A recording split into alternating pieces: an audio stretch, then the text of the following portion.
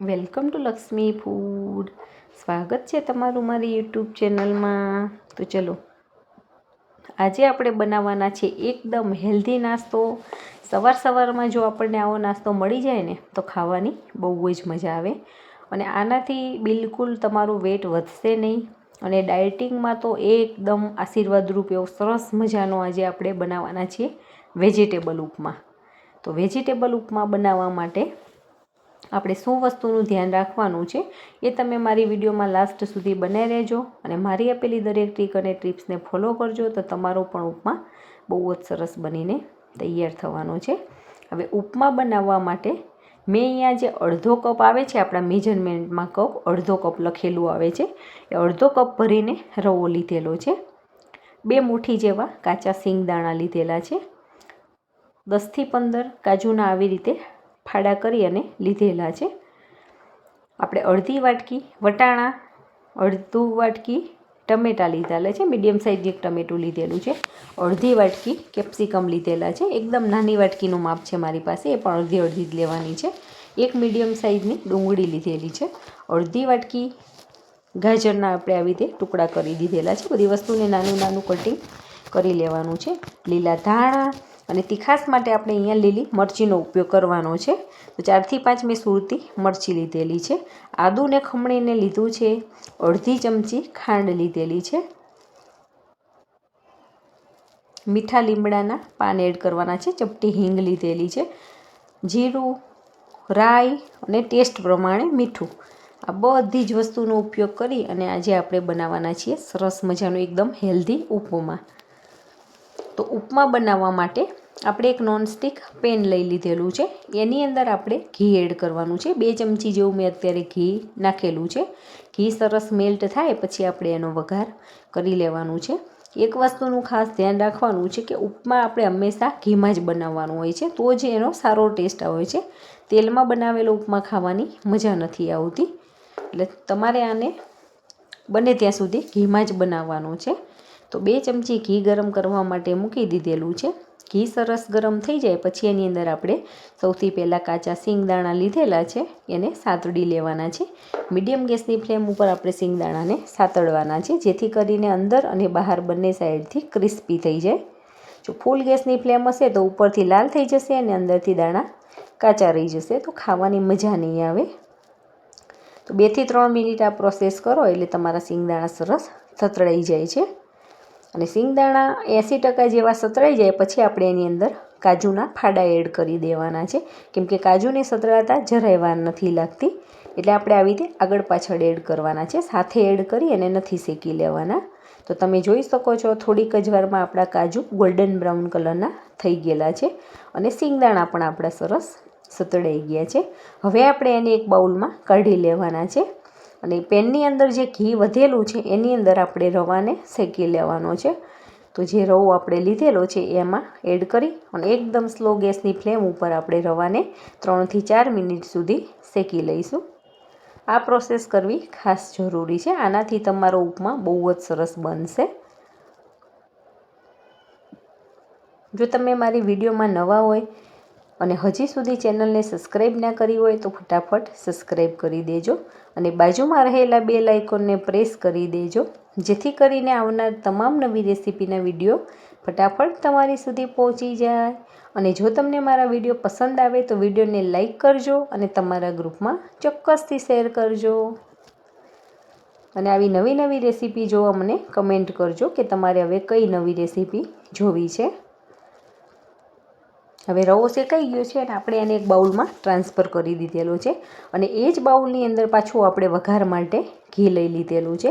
તો 2 થી 3 ચમચી જેવું હું ઘી એડ કરું છું. અને ઘી સરસ ગરમ થઈ જાય પછી આપણે એની અંદર રાઈ એડ કરવાની છે. અને રાઈ બધી સરસ ફૂટી જાય પછી આપણે એની અંદર જીરું એડ કરીશું. પછી મીઠા લીમડાના પાન એડ કરવાના છે. અને સુરતી મરચી જે લીધેલી છે આપણે એને એકદમ ઝીણા ટુકડા કરી અને લીધેલી છે, એને પણ એડ કરી અને આવી રીતે હલાવી અને એકદમ મીડિયમ ગેસની ફ્લેમ ઉપર આ બધું સતળાવા દેવાનું છે. ગેસની ફ્લેમ મીડિયમ રાખશું જેથી કરીને આ બધું દાજી ના જાય. અને વચ્ચે આવી રીતે હલાવતા જઈ અને આપણે આ બધાને સરસ પકાવી લેવાના છે. હવે એની અંદર આપણે વટાણા એડ કરવાના છે. બધા જ વેજીટેબલ્સ મેં કાચા જ લીધેલા છે. એકે વેજીટેબલ્સને બોઇલ કરીને નથી લેવાના, કેમ કે આ બધું ઘીની અંદર આપણે સાતળશું એટલે બધું જ વેજીટેબલ્સ આપણું સરસ પાકી જાય છે. તો સૌથી પહેલાં વટાણા એડ કરી લેવાના છે. અને વટાણા પણ એકદમ સોફ્ટ હોય છે, એને પણ પાકતા જરાય વાર નથી લાગતી હોતી. હવે એની અંદર આપણે ગાજર એડ કરી લઈશું. એને પણ થોડીક વાર ચલાવતા જઈ અને સરસ સાતળી લેવાના છે. આ એકદમ હેલ્ધી ઉપમા બનીને તૈયાર થાય છે. ને આપણે એની અંદર તમને જેટલું વેજીટેબલ્સ ભાવતું હોય બધા જ વેજીટેબલ્સનો તમે આમાં ઉપયોગ કરી શકો છો. અને આમાંથી તમને કોઈ ના ભાવતું હોય તો તમે એને સ્કીપ પણ કરી શકો છો. પણ વેજીટેબલ્સ આમાં આપણે એટલા બધા નથી ખાતા હોતા, પણ આની અંદર નાખીને ખાઈશું તો આપણો ઉપમા પણ એકદમ હેલ્ધી બનશે. અને આ ઉપમા વેઇટ લોસમાં તો એકદમ આશીર્વાદરૂપ છે. આ ઉપમા તમે સવારમાં ખાજો તો તમારું ઘણું બધું વેઇટ લોસ થાય છે, કેમ કે આની અંદર ફેટનો ભાગ નથી હોતો જરા પણ, એટલા માટે. હવે આપણે એની અંદર કેપ્સિકમ એડ કરી દીધેલા છે. જો તમને કલરફુલ કેપ્સિકમ મળે તો એ પણ તમે યુઝ કરી શકો છો, પણ અત્યારે મારી પાસે ગ્રીન અવેલેબલ હતા તો મેં ગ્રીન જ કેપ્સિકમનો ઉપયોગ કરેલો છે. અને ઘણા બધા ઉપમાની અંદર કેપ્સિકમ નથી નાખતા, પણ હું જનરલી નાખું છું અને એમાં ટેસ્ટમાં પણ સારા લાગે છે. જો તમને ઈચ્છા હોય તો તમે નાખી શકો છો. હવે આપણે લાસ્ટમાં ડુંગળી એડ કરેલી છે, કેમ કે ડુંગળીને પાકતા જરાય વાર નથી લાગતી, એ થોડીક જ વારમાં ટ્રાન્સપરન્ટ થઈ જતી હોય છે, એટલે આપણે એને લાસ્ટમાં એડ કરીએ છીએ. તો તમે જોઈ શકો છો એકદમ કલરફુલ આપણા વેજીટેબલ્સ દેખાઈ રહેલા છે. ને બાળકોને પણ તમે આ ઉપમા આપશો તો હોંશે હોંશે ખાઈ લેશે. અને ઘીમાં સતળાયેલા જે વેજીટેબલ્સ છે ને એનો ટેસ્ટ એકદમ ડિફરન્ટ આવે છે, ને ખાવાની પણ બહુ જ મજા આવે છે. હવે આપણે એની અંદર ટામેટાં એડ કરી દીધેલા છે. અને બધું જ વેજીટેબલ્સ સરસ પાકી જાય એના માટે આપણે થોડુંક મીઠું એડ કરેલું છે. અને એને સરસ બધું મિક્સ કરી લેવાનું છે તાવેતા વડે. અને 1 થી 2 મિનિટ સુધી પાછું આપણે આને પકાવી લેવાનું છે.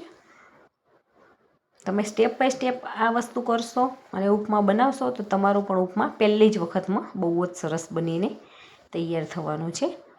આવી રીતે તમે પણ ઉપમા બનાવજો અને કમેન્ટ કરીને મને કહેજો કે તમારો ઉપમા કેવો બને છે. નોનસ્ટિકમાં આપણે બનાવતા હોઈએ છીએ એટલે થોડી ચોંટવાની કે એવી બીક નથી રહેતી. તેમ છતાંય બધા જ વેજીટેબલ્સ ઉપર નીચે થઈ જાય અને બધી જ બાજુથી સરખા સતળાઈ જાય, એટલા માટે આપણે વચ્ચે વચ્ચે આવી રીતે ચલાવતા જવાનું છે. ને ઘીમાં આ વેજીટેબલ્સ આપણા સતળાય છે તો એની સુગંધ પણ બહુ જ સરસ આવી રહેલી છે, એકદમ મજા આવે એવી. હવે એની અંદર આપણે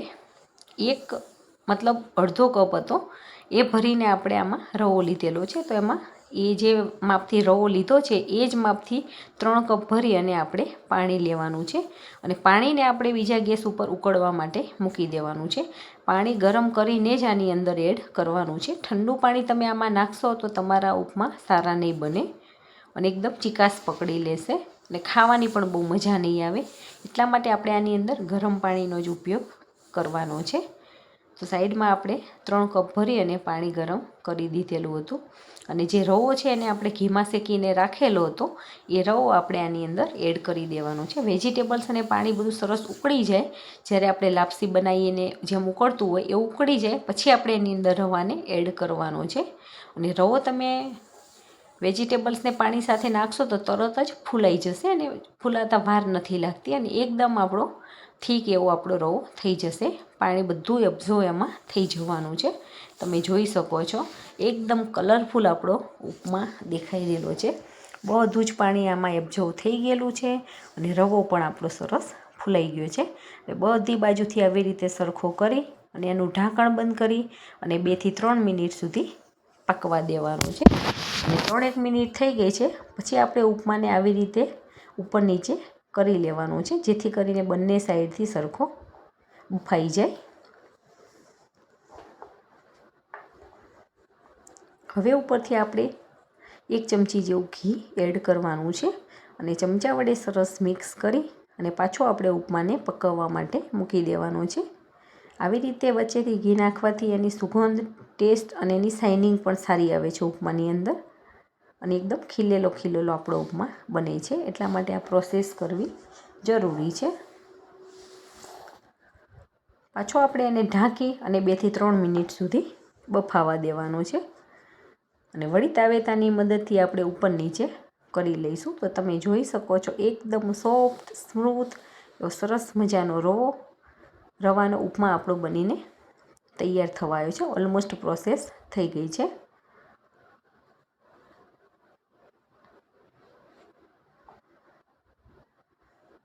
હવે લાસ્ટમાં આપણે થોડાક ધાણા એડ કરી અને બધું જ સરસ મિક્સ કરી લેવાનું છે.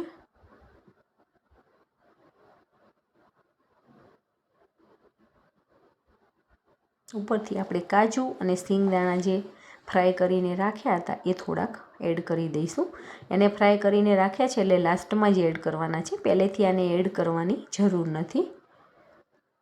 અને ઘીમાં સાતળેલા સિંગદાણા અને કાજુ પણ આપણે એકદમ ટેસ્ટમાં બહુ જ સારા લાગે છે.